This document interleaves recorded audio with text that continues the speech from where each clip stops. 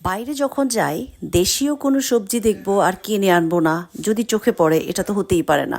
আর সেটা যদি হয় নিজের পছন্দের, একদমই খুবই পছন্দের, সেটা তো সেক্ষেত্রে তো আর কথাই নেই, তাই না? আর যারা আমরা দেশের বাইরে থাকি তাদের বেলায় তো এই জিনিসগুলো অনেকের কাছে হয়তো বা মানে আধিক্যতা মনে হতে পারে, কিন্তু যারা দেশের বাইরে থাকেন অলরেডি তারা অবশ্যই জানেন যে এই ধরনের বিষয়গুলো আমাদের কি ধরনের ইমোশনস কাজ করে। হ্যালো, আসসালামু আলাইকুম, লিজা বলছিলাম লাভ লেগাসি থেকে। কেমন আছেন সবাই? আমি তো আলহামদুলিল্লাহ ভালো আছি।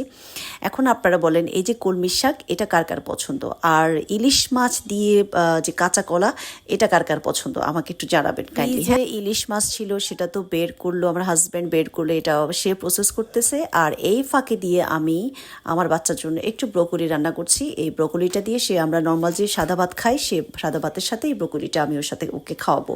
আর পাশাপাশি ওই যে কলমি শাক দেখেছেন সেটাও কিন্তু সে খাবে ইনশাল্লাহ। তো এই তো আমি আমার যে শাকটা সেটাও কেটে অলরেডি ক্লিন করে ফেললাম। এটা অবশ্য একদমই ক্লিন, এখানে একটু বালু নাই, একদম ওরা সেভাবে প্রসেস করে বিক্রি করে।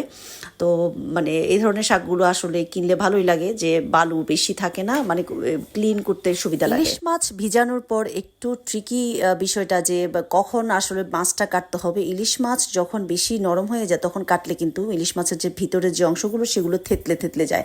সেজন্য আমি চেষ্টা করি যে একটু শক্ত থাকতেই যাতে ইলিশ মাছটা মানে কাটা হয়। তো আমার হাজব্যান্ড নর্মালি এটা সবসময় করে, মানে মাছ কাটাকাটি বা মাংস টাংস ওই সবসময় করে মাশাআল্লাহ।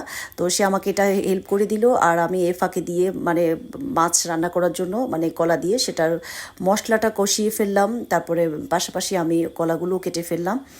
এই তো। আর যখন যেদিন আমরা আসলে বাঙালি খাবার দাবার রান্না করি মনের মধ্যে একটু অন্যরকম ভাইব কাজ করে, আর আমার হাজব্যান্ড তো বলবেই সেদিন যে একটু ভর্তা করো।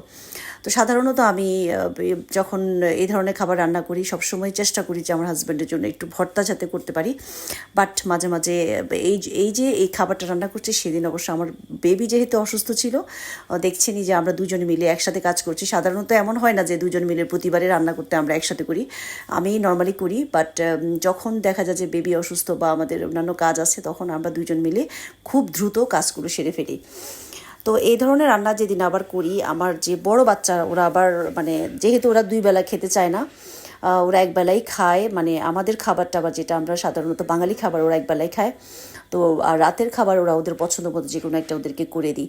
তো দেখা যায় যে আসলে ওরা ওভাবে পছন্দ করে খেতে চায় না, তো সেই কারণে দেখা যায় যে ওদেরকে আমরা আমার স্পেশালি আমার ইব্রাহিমকে খাইয়ে দিতে হয়।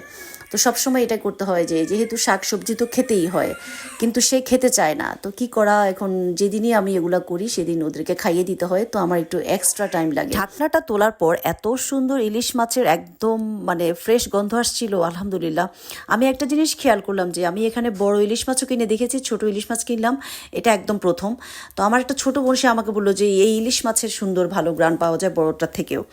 তো আমি কিনে দেখলাম যে আসলেই সত্যি কথা, বড় ইলিশ মাছের একটা ইলিশ মাছের দাম এখানকার মানে দাম 12 টাকা, মানে 12 পাউন্ড 14 পাউন্ড করে। আর এখানে ছোট ইলিশ মাছ যেটা আছে একটা প্যাকেটে 4টা মাছ, সেটাও দেখা যায় যে 12 পাউন্ড 14 পাউন্ড। তো আমি আসলে একটু কনফিউশনে ছিলাম দেখে আসলে কখনো এগুলো কিনি নাই, কিন্তু সে বলার পরে আমি একটু মানে ভাবলাম যে একটু ট্রাই করি দেখি। আসলেই কিন্তু সত্যি কথা, এই যে ছোট ইলিশ মাছগুলো একটু ছোট আর কি ওগুলার থেকে, তো দেখলাম যে এটাই ভালো, মানে স্মেল দেয় মানে বড়গুলোর থেকে। আবার আরেকটা কথা হলো, আমার বাসায় ইলিশ মাছ আমি ছাড়া কেউ খায় না, এই জন্য যখনই রান্না করি খুব কম করে রান্না করি, প্রতিটা পিস আমাকে শেষ করতে হয়। আর এই ফাঁকে আপনাদের সাথে গল্প করতে করতে আমার রান্না শেষ।